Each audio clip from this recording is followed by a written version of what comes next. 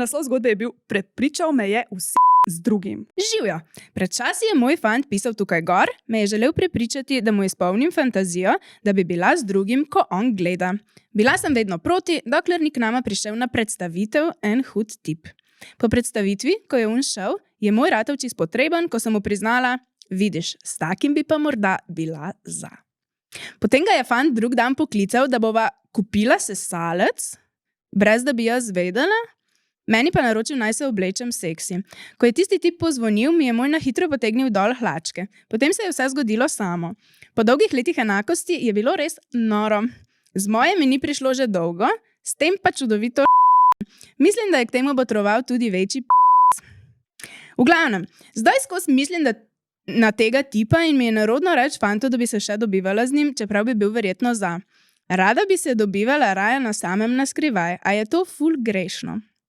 Ljubim fanta, ampak ta je bil res nor.